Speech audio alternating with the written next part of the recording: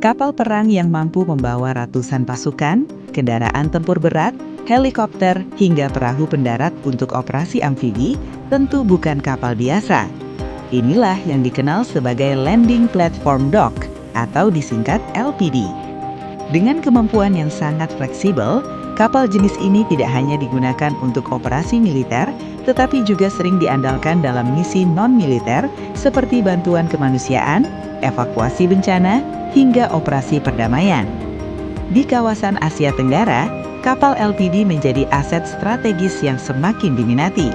Namun, jumlah dan kemampuan LPD yang dimiliki setiap negara tentu berbeda-beda. Ada negara yang baru memiliki satu unit, ada pula yang sudah mampu membangun kapal LPD sendiri, bahkan mengekspornya ke luar negeri.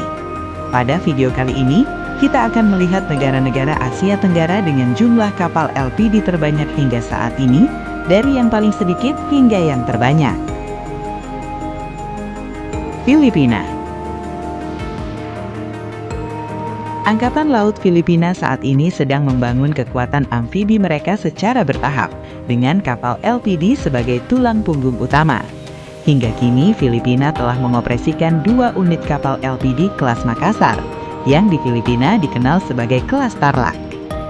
Kapal pertama, BRP Tarlac, mulai aktif bertugas pada tahun 2016. 1 tahun kemudian, kapal kedua menyusul dengan nama BRP Davao del Sur. Kedua kapal ini dibangun oleh Galangan Kapal Indonesia, PT PAL Surabaya, dengan desain berbasis kelas Makassar.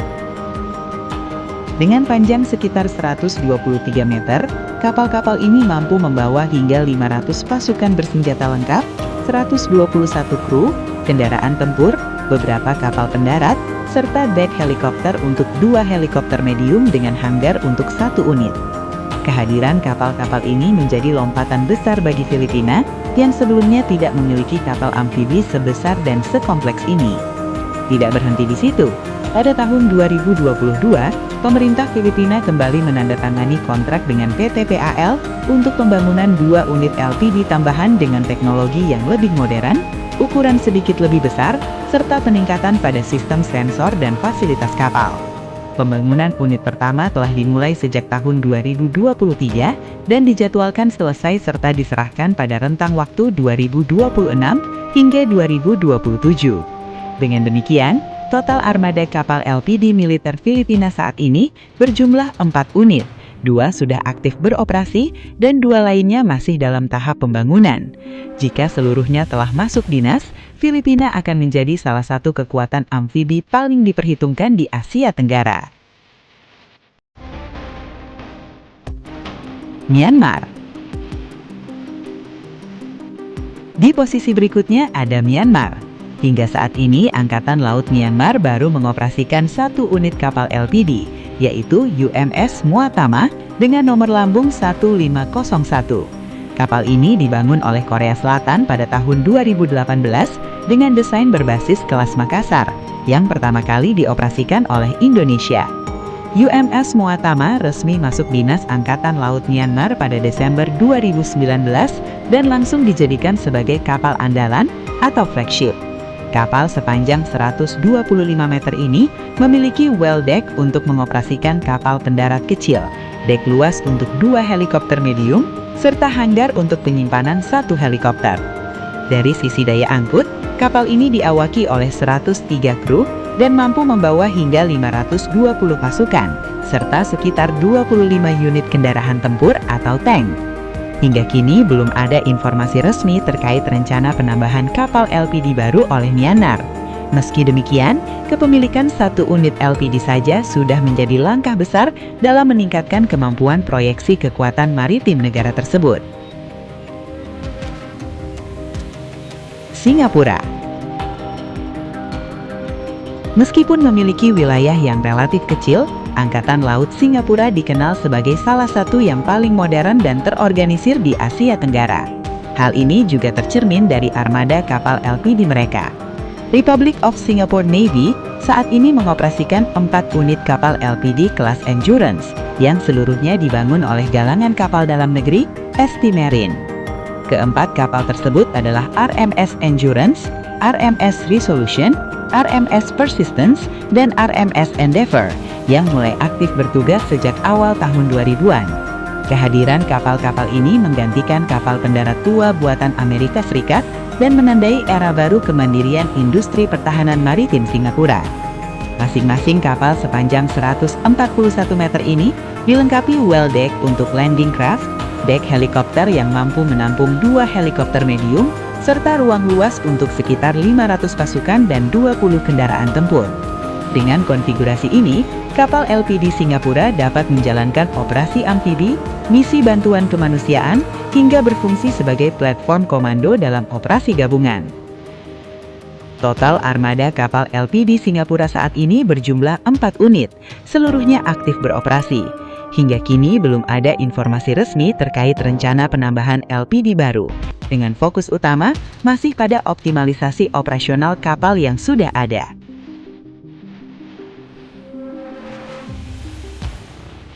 Thailand. Angkatan Laut Thailand juga memiliki armada kapal LPD yang menarik untuk dibahas.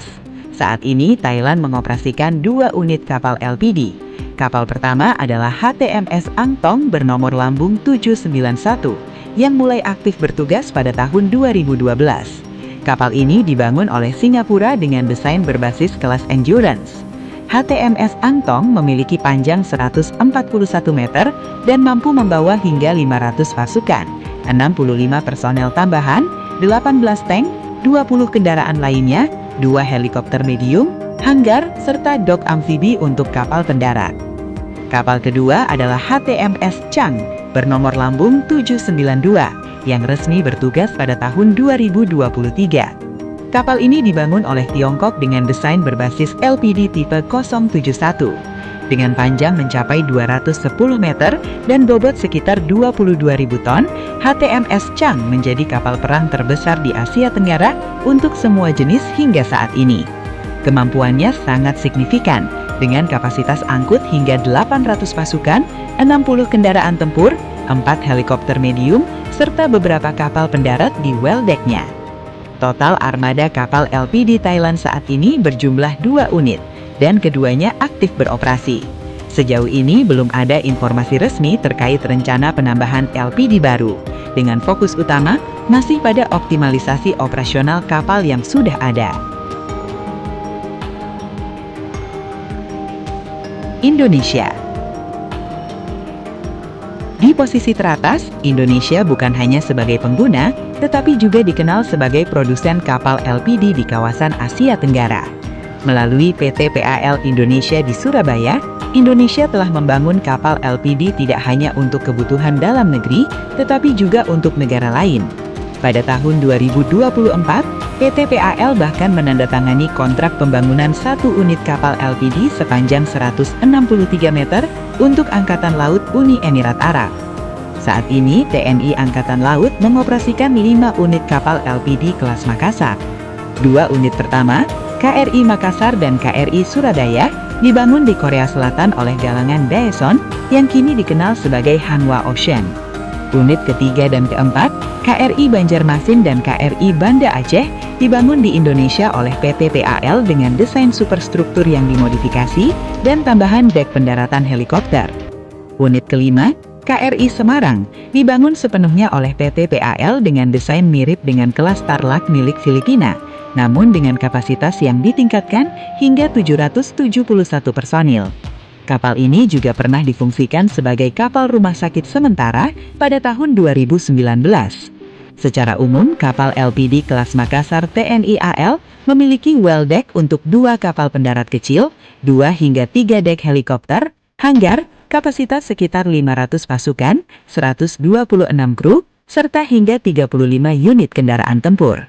Kapal-kapal ini tidak hanya digunakan untuk latihan dan operasi militer, tetapi juga sering dikerahkan dalam misi kemanusiaan dan penanggulangan bencana alam. Dengan demikian, total armada kapal LPD militer Indonesia saat ini berjumlah 5 unit, dan seluruhnya aktif beroperasi. Mengingat luas wilayah laut Indonesia yang sangat besar, kepemilikan jumlah LPD terbanyak di Asia Tenggara tentu menjadi hal yang wajar. Sebagai penutup, dengan berbagai kemampuan strategis yang dimiliki kapal LPD, jumlah dan kualitas armada amfibi menjadi faktor penting dalam menjaga stabilitas kawasan dan kesiapan menghadapi berbagai skenario, baik militer maupun kemanusiaan. Namun pertanyaannya kini, apakah 5 unit kapal LPD yang dimiliki Indonesia sudah cukup untuk menjawab tantangan di masa depan? Tulis pendapat kalian di kolom komentar, dan jangan lupa untuk like, share, dan subscribe agar tidak ketinggalan pembahasan menarik lainnya seputar alutsista dan pertahanan. Sampai jumpa di video berikutnya.